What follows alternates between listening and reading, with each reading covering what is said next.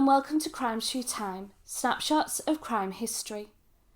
I found this case while researching the tin trunk murders, the video prior to this one, where Arthur Devereux poisoned his family and hid the bodies of Beatrice, Lawrence and Evelyn in a trunk. He admitted in his statement to the police that this case inspired his disposal method. So let's explore the Kendall Rise tragedy. In early 1904, William Dell was renting a section of 46 Ladysmith Road, Kendall Rise. He began to be troubled by an unusual smell that was coming from the cupboard under the stairs. His landlord, George Crossman, assured him he'd take care of it. But William was not convinced, and growing suspicious that something more sinister was happening, he went to the police station to report the smell. George decided to remove the trunk, the source of the smell, from the house that night, engaging a carman, a man with a van, to pick it up and take it away. But when he arrived, he refused the job, realising that something criminal had occurred and wanting no part of it, leaving the trunk on the pavement. Unfortunately for George, it was at this point William returned with Station Sergeant Smith and Police Constable Reeves. George watched the men approach the trunk from across the road while smoking a cigar. William crossed the road towards George and he began to walk away. When Reeves followed, George began to run. The chase covered several streets, but he was surrounded in Hanover Street. Reeves stepped forward to make the arrest. George said, "Good God," as he pulled a razor from his pocket and drew it across his neck, cutting from ear to ear. He stumbled forward into Reeves's arms and he laid him onto the ground. Dr. George Robertson was sent for, but the blood loss was profuse and George died almost immediately. Back at Ladysmith Road, the trunk was finally opened to reveal the body of a woman, who would be later identified as nurse Ellen Samson, encased in cement. Now obviously this case doesn't have a trial or a confession from which we can piece together what happened. So the source of information here are the inquests for both the deceased and interviews that those involved chose to give to the press. The inquests were held on the 28th of March 1904 in Salisbury Road, Kilburn. The coroner, Dr. Gordon Hogg, oversaw proceedings which lasted just 2 hours.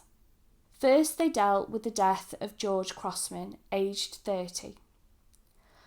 Dr. Hogg remarked that, quote, Crossman was a professional marrying man. His motives were simply financial. He would seek out naive women, charm them into quick marriage, and then took over their financial affairs. At the time of his death, George had 7 wives. His first wife was Annie Smith, with whom he had 1 child. She had passed away from natural causes. George had her death certificate on his person when he died. She was also the original owner of the tin trunk. Second was Annie Farley, who he married while his first wife was still alive. She would divorce him for bigamy and had him arrested in 1902. Mr. H. Duck, an ex-detective for the Metropolitan Police that was working as a private investigator in Ilford, gave an interview to the press about arresting George. "I had the painful duty of telling a young woman that she was not his real wife. I cannot describe to you her agony, nor can I tell you the full sum of Crossman's villainy. To effect this arrest, I hid in the doorway of the house next door and got a decoy to knock on the door. As soon as it was opened, I dashed over the railings and slipped in." "Oh, that's all right," answered George when I told him I was a police officer and I had come to arrest him for bigamy. The most pitiable part of my visit was when I went into the room where a young woman was washing dishes and crying bitterly. This was his 3rd wife, Mary Ann Polly Osborne. "I married him only yesterday." "But you are not his wife," I said to her. "He has a wife and children already when he went through the marriage ceremony with you. His legal wife is now living in Maidstone." Duck went into the garden after George was arrested and there was a large hole the size of a grave.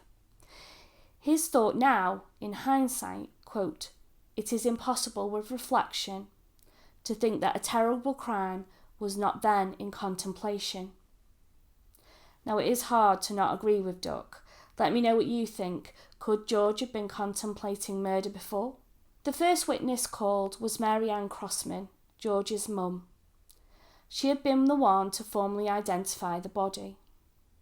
She testified that the last time she had seen him alive was the previous Wednesday between 11 and 12, to make arrangements for her grandson to visit the next day.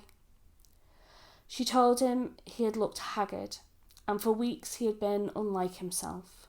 He had said to her, quote, "I am not for nothing. I am no good to myself or to anyone else." George had an inconsistent employment history, having short-lived jobs as a baker, a barber, and a barman. She confirmed that there was no insanity in the family, but that she had always thought him, quote, "too intelligent." Miss Edith Thompson, George's fourth wife, dressed in as if in deep mourning and wearing a large black hat, took to the stand. She had married George on the 10th of January 1903. She had placed an advertisement in the newspaper looking for work as a lady's help. George replied, and maybe with some ruse or pure charm, he convinced her to marry him. She gave him £20. 6 days later, she moved into 46 Ladysmith Road. Coincidentally, this is also the time that the tin trunk moved to Ladysmith Road from Douglas Road, where it had been stored since Annie, wife 1, had passed away. 5 days into their marriage, George told Edith he was travelling to Manchester and arranged for her to visit relatives in Peckham. In reality, George was meeting up with nurse Ellen Samson, who would be his fifth wife and murder victim. Mrs. Owen, Ellen's sister-in-law, took to the stand to detail what little is known of how Ellen came to meet and marry William Seymour. The love rat had now become a little bit smarter about covering his tracks and had introduced aliases. It was clear that Ellen was much loved and missed by her family. Mrs. Owen answered the questions thoroughly, whilst reportedly appearing quite broken by her loss. Ellen was Mrs. Owen's husband's sister. Ellen Owen had married Henry Sampson, an engineer, 19 years ago, and some years into their marriage they decided to make a new life in America. But Henry passed away 5 years ago, and Ellen moved back to England to be close to family. It was then that she had taken up nursing as a profession. In autumn 1902, Ellen had visited with Mrs. Owen. Even though she was only 44, she didn't mention a desire to get married or that she was taking any steps to find a partner. So it was a complete surprise when Ellen wrote on the 13th of January that she was travelling from her home in Hampshire to London to get married. She assured that she would call and tell her everything soon, but she never did. After not hearing from her, Mrs. Owen wrote to her at the hospital but got no reply. She then wrote to the matron, who informed her that Ellen had written and formally resigned her position on the grounds of ill health in January 1903, and that her letters were to be forwarded to 46 Ladysmith Road.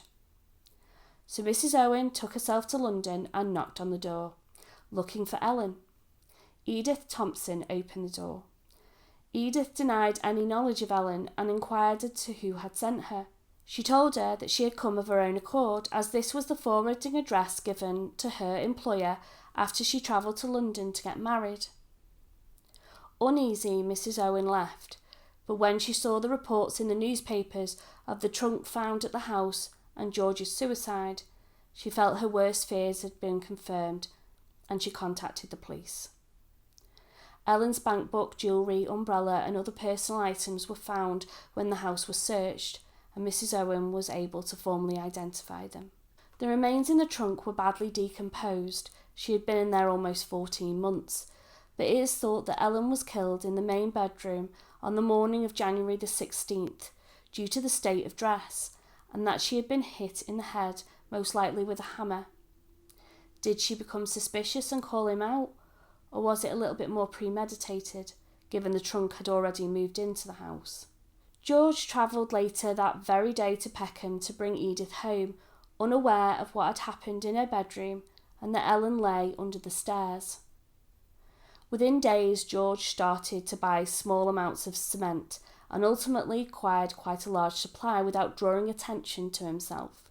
He told his curious wife that he was constructing a step for them to access the garden more easily.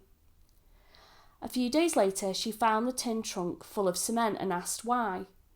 Quite cleverly, I think, he replied that he was using the box as a mould, and when it was set, they would have a suitable step. He had managed to completely cover the remains. The coroner remarked that had he actually used the block as a step, he might have got away with it. Edith and George would live at 46 Ladysmith Road, even renting to William Dell for the next 14 months, with Ellen concealed in the trunk, hidden under the stairs. George almost immediately got back to finding wives. Next was Miss Venables from Richmond. She believed that she was married to George Weston. He split his time between the two households, 3 to 4 nights in Richmond and the rest in Ladysmith Road. He told the ladies he was a baker and that he worked at night, but he was also courting Martha Ann or Annie Welsh, his final wife. They met when he answered a matrimonial advertisement that she had placed, but her son became suspicious when he found a letter addressed to Mr. Weston that began, "My dearest husband." George had some audacity about him. He offered to take Annie to Richmond and have her ask the woman there if they were married. She called his bluff and went to Richmond. How he did it, I don't know, but Miss Venables did deny their marriage when confronted. Annie did go through with the wedding, but ran away from George while they were on their honeymoon in Herne Bay, but not before he withdrew £53 from her post office account. Annie and Edith Thompson were the only 2 wives who testified at the inquest. Annie was agitated throughout her questioning. She felt the publicity of her misfortune acutely. A verdict of suicide was returned for the death of George Crossman. A verdict of willful murder was returned for Ellen Samson. The jury added, quote, "We agree that George Crossman murdered Ellen Samson on the morning of the 16th of January 1903. We are perfectly satisfied with the doctor's evidence, and our verdict is willful murder." But there was one last twist in this case. The net was closing in on George from an unexpected place. This statement was released by the fraud expert of the General Post Office. To remove the trunk with its awful contents on Thursday instead of on Wednesday night, there would have been today, instead of an inquest upon his dead body, one of the most remarkable criminal trials of recent times. We had become suspicious with regard to the money Crossman had drawn out of the Post Office Savings Bank.